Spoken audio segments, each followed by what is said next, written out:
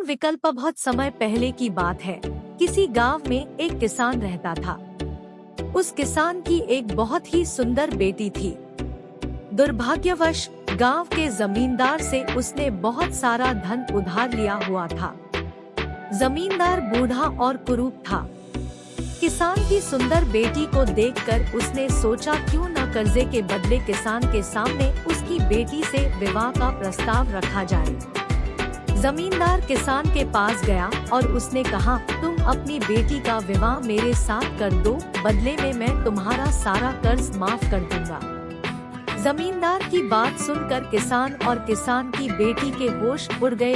तब जमींदार ने कहा, चलो गांव की पंचायत के पास चलते हैं और जो निर्णय वे लेंगे उसे हम दोनों को ही मानना होगा। वो सब मिलकर पंचायत के पास गए और उन्हें सब कह सुनाया।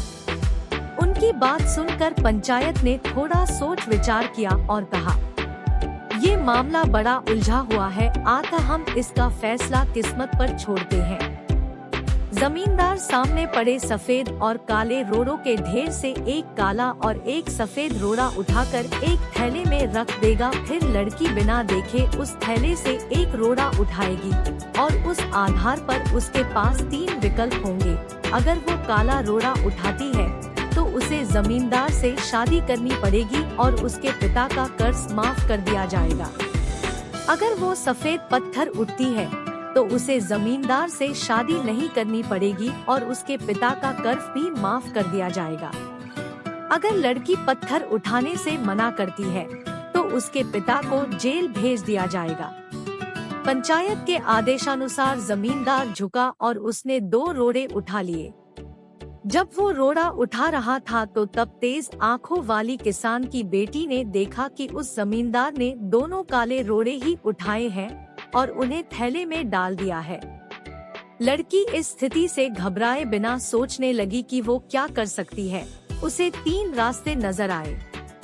वह रोड़ा उठाने से मना कर दे और अपने पिता को जेल जाने दे। सबको बता दे कि जमींदार दोनों काले पत्थर उठाकर सबको धोखा दे रहा है। वह चुप रहकर काला पत्थर उठा ले और अपने पिता को कर्ज से बचाने के लिए जमींदार से शादी करके अपना जीवन बलिदान कर दे। उसे लगा कि दूसरा तरीका सही है, पर तभी उसे एक और भी अच्छा उपाय सूझा। उसने थैले में अपना हाथ डाला और एक रोड़ा अपने हाथ में ले लिया और बिना रोड़े की तरफ देखे उसके हाथ से फिसलने का नाटक किया। उसका रोड़ा अब हजारों रोड़ों के ढेर में गिर चुका था और उनमें ही कहीं खो चुका था। लड़की ने कहा, हे भगवान, मैं कितनी फूहड़ हूँ। लेकिन कोई बात नहीं। आप लोग थैले के अंदर देख लीजिए कि कौन से रंग का रोड़ा बचा है, तब आपको पता चल जाएगा कि मैंने कौन सा उठाया था जो मेरे हाथ से गिर गया। थैले में बचा हुआ रोड़ा काला था। सब लोगों ने मान लिया कि लड़की ने सफेद पत्थर ही उठाया था। जमींदार के अंदर इतना साहस नहीं था कि वो अपनी चोरी मान ले। लड़की ने अपनी सोच से असंभव को संभव कर दिया। मित्रों, हमारे जीवन में भी कई बार ऐसी परिस्थितियां आ जाती हैं, जहां सब कुछ धुंधला दिखता है। हर रास्ता नाकामयाबी की ओर जाता महसूस होता है, पर ऐसे समय में यदि हम परंपरा से हटकर सोचने का प्रयास करें तो उस लड़की की तरह अपनी मुश्किलें दूर कर सकते हैं।